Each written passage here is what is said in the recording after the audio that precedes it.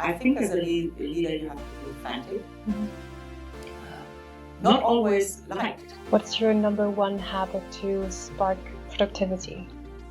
I think the most important thing is that you create an atmosphere where people feel comfortable. Because great ideas, they don't fall from the sky. All of a sudden, the ideas sparkle. You just see a path. Yeah, and all of a sudden you see a path. And then you're tired, but you're so positively tired, that you just feel good.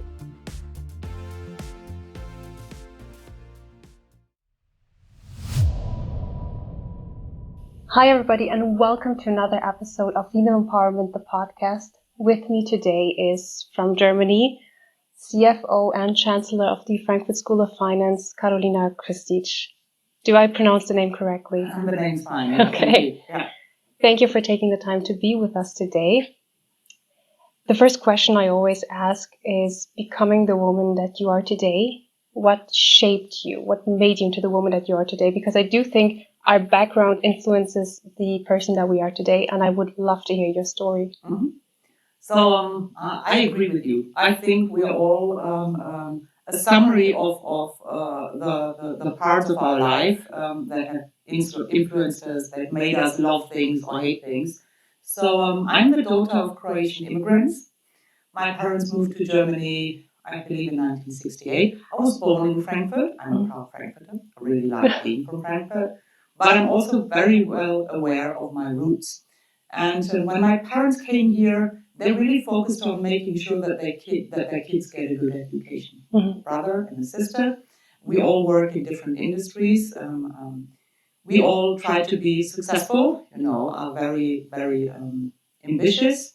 And I think watching my parents making a real effort, and also achieving things that, if I think about it now, were absolutely amazing. That was always something that pushed me. Mm-hmm. That pushed me.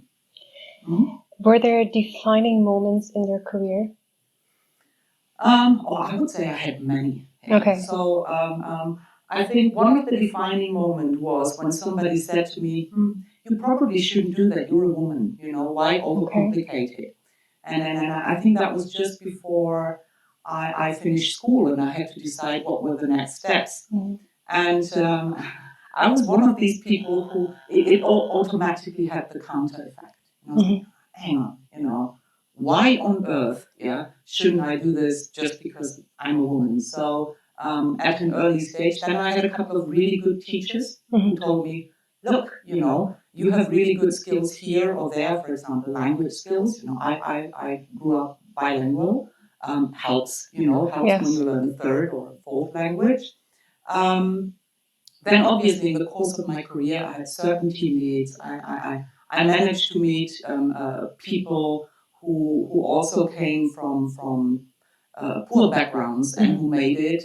So it's very difficult for me to name one singular person or one singular moment. There have been plenty. Plenty, like they accumulated, they brought you to where you are today. Mm-hmm. Talking about challenges, did you have to face any? Well, we should not forget, I grew up in the 80s. The world in the 80s was very different. People always say better, is that true?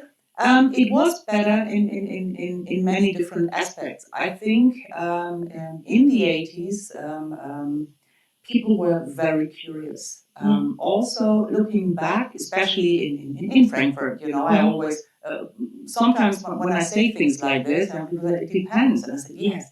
And I'm talking from the area that I grew up, and I'm sure there are areas in the world where that doesn't apply. But in the 80s, there was this, we like to be different, and we accept that we are different. Especially my generation, we were very explorative, still fighting our parents, but not in such a way that we really didn't like our parents. We were just, we want something else, Still respecting them. Still respecting them, but also realizing that some of the standards or viewpoints of our parents are just from a different time. And I think it's important when you go back in time that you add context. Some people say, you can't say that. But at the time, this was a good thing or a big thing or a very big change. I mean, I grew up in a time where there were women still that had to ask their husbands, is it okay if I work? Yeah. Something that now, somebody says, never ever. But even then, in Switzerland, in the 80s, there were parts of Switzerland where women were still not allowed to vote, and people forget that. Yeah. So the 80s were fun, there was a lot of change going on, and I think the 80s were a little less judgmental. Talking about feminism, we talked about the reality of women back then. Would you say that in terms of feminism, it has changed? Yeah, I think it has changed big time. And also feminism, I think, is a perfect example where one has to understand history in order to look at feminism today, and we have come very far in certain countries, in certain industries. They have big changes have happened. I just told you about the can I work? Can I open a bank account without my husband signing? Those things we. Can I go into a male-dominated job? Those things we couldn't take for granted. The expectation level that when you become a mother, actually career not such a good thing. Nowadays, I have so many women around me who are mothers and pursue great careers. But at the time, it wasn't for granted. It was special. So, and when I look at feminism today, I sometimes feel that, especially in the Western world, we now focus on things that, for me, are probably not so critical, and we forget that in certain parts of the world, women are still not allowed to vote. Women are still not allowed to drive. So what we are used to, we think is a very normal major right, is not something that other women enjoy in certain parts of the world. So sometimes I'm a bit disappointed in how we look at feminism today. That we take it too granted. Yes, we take it, but also, we make a fuss about things that are maybe individually important, but actually we lose the focus on real issues that still have not been solved in many parts of the world. And that is what sort of drove us at the time. I wanted the same chances, the same rights, Doesn't necessarily mean that I wanted to do the same things, but I didn't like being told you can't do it just because you're a woman. You wanted the options. I wanted the options. I wanted women to have the choice, And when I see young women in Europe today, most of them have excellent choices. And then I see young women in other parts of the world, and they have none of these choices. And those are the things that make me worry and think. That's very interesting. Talking about networking and mentorship, those are also topics that we discuss a lot in the terms of feminism. And my question is, what are your thoughts on mentorship and networking? So what I tried to do in the last 20 years or so, since I'm sort of in team lead positions, is I learned by example during my career. And one of the things I learned is that the best way to change is when you are sort of on a success path, that you grab people and take them with you. Yes. And especially when you're in areas where there are not so many women. And I'm really proud that I do have a few young people that followed me on this path, and I help them to shine. I think that networking in general is still not something women are fantastically good at. I still think that it happens too many times. Let's put it like this, And trying to say it in such a way that I don't offend the women who are really working on this, but let's face it, it happens very rarely that the way a man is dressed, styled, weight, and all these things, so men in leading positions are not judged upon this so much, I like to think about Angela Merkel, people discussed her haircut and her dress code so many times. Nobody does that with Olaf Scholz. No, they do not. And those things I really don't like. And what I really don't like is that women do that, So she was there because of her skills, physicist, really smart, Who cares about her hairstyle, And if she likes, to look really posh and fancy, fine. If she doesn't, who cares? So it doesn't affect her work. It doesn't affect her work. So for me, it was always very important, I want to be perceived in my professional environment by my skills. And sometimes I think women make it hard, to be perceived by this. We don't support each other as much. Sometimes I feel like that. And I don't think you should support somebody just because it's a woman. No. So I support talent. We wanted to be known for our skills. Yes. And that's. So we support talent, or like to support talent. By the way, talent in all types and shapes, and also from all different areas, not necessarily just women. But when I'm in a situation where women are a minority, and it's somewhat uncomfortable, I try to sort of bring this person along and make sure, come on, you can do it. I help. And I have been in many situations where I entered a room, and I had to be part of a conference or something like this, and I was on my own, and there were other women. And it didn't happen so often to me, and when I was younger, and obviously not as self-confident, and you are unsure, also something that people who then achieve high positions don't like to talk about. Let's face it, we all had situations where we entered the room and we were so insecure. I remember every single person who helped me in such a situation, but I remember even better the ones, who really didn't help. And that was something where I said to myself at the time, if I'm in similar positions, I will behave differently. And I think we, as women, should bear this in mind. Should bear this in mind. I agree with you when you say we have to support each other and, just grab the hand and help. My next question is, looking back, were there situations that you nowadays would say, today I would have handled this differently? Sure. There are also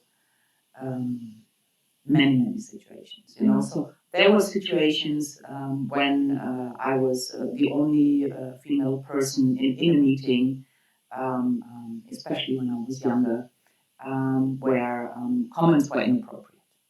That is something that would never happen today, And you have this feeling, you go back and you think that would have been the perfect answer. And when I was younger, and I felt, that those situations were uncomfortable, and then later on I thought, okay, what could you say, to something like this? I told myself what to say. So I memorized certain sentences. I was like, okay, the next time something like that happens, there will be a reaction. And so that is definitely something that I would do differently. Also, I have been in situations where I could have been a little brave. Okay. We have this, and this is maybe also my education. So my parents have been protective. Young women, very protective. And some things I didn't do because my parents would have been scared to death. Okay. And unfortunately, I didn't have anyone senior in my family at the time who would have said to my parents, let her do it. I know it's risky, but it's not that problematic. Let her do it. So I'm a proud aunt now. I have 9 nephews and nieces. Wow. And I try to when they are now in those kind of situations where parents naturally, don't let them go 6 months to the US or something like this. Very dangerous. And when I turn around and say, look, that comes at a risk, you know. It's a responsible person, you know, talk about the risks, you know, but if he or she's really up for it, you know, don't be a barrier, you know. Yeah. That's trust them. Yeah, trust them. And trust is a big issue. I also think that I probably would have been a little more experimental with my jobs. You know, so again, you know, you're in Germany, things are secure. You know, and so going out of your comfort zone doesn't come so naturally. No, you know, it doesn't come so naturally. I did pick up later, you know, so. The way I choose industries that I wanted to work in, or also some of the places I did go, and I remember some of the places I went and I told my father I had been there after I came back, you know, things like this. But seeing other cultures, you know, understanding that there's no right or wrong culture, it's just different. It's just different, know, yeah. Shaped me a lot. It shaped me a lot. That's very interesting. Now, back to today, what are you most looking forward to at the moment? So, times are crazy, you know, let's face it. Times are crazy, and I've been through a couple of crises, you know, just over 50, you know, so financial crisis, real estate crisis, you know, Balkan wars, you know, there have been all sorts of things in my life. And what I learned is that during crisis periods, people they get closer to each other. You know, at the moment, I don't see it yet, but I'm hoping that this will be the effect. You know, where okay, you know, it's hard times. Let's focus on the things that we can do that really matter, and let's do it together. There's only black or white, that you have to take sides, and when you're not on this side, you're automatically on the other side. This,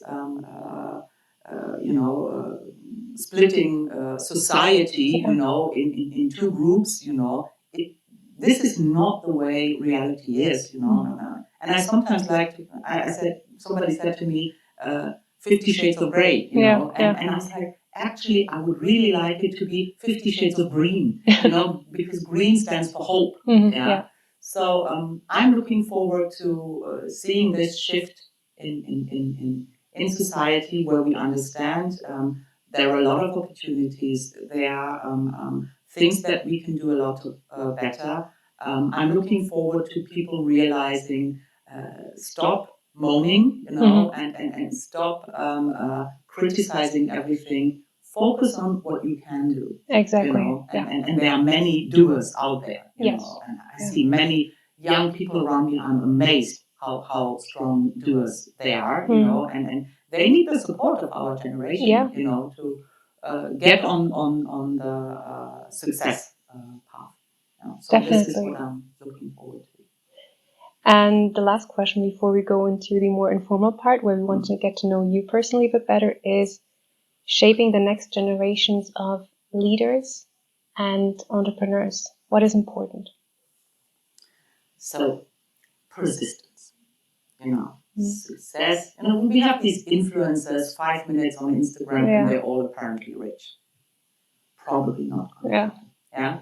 So be persistent, you know, and especially if you found something that you like, you know, and that doesn't mean that you like something 100%, you know, because there will always be parts of your job that you don't like. I think this is important. And also surround yourself with a team of people who are different, you know, don't look for the same, you know, the things that you can do yourself, you know, you don't need, you know, you need different skills, different characters, all these kind of things, and be authentic. Yeah. I think the biggest problem is that we try to be so politically correct that we somehow have lost our own voice and opinion, which obviously it's not so surprising because on social media they take this one small sentence of you, Yeah. you know, again without context or anything, you know, and this bashing, you know, which Yeah. I think is a disaster, you know, because very good people with very good intentions are being treated very badly.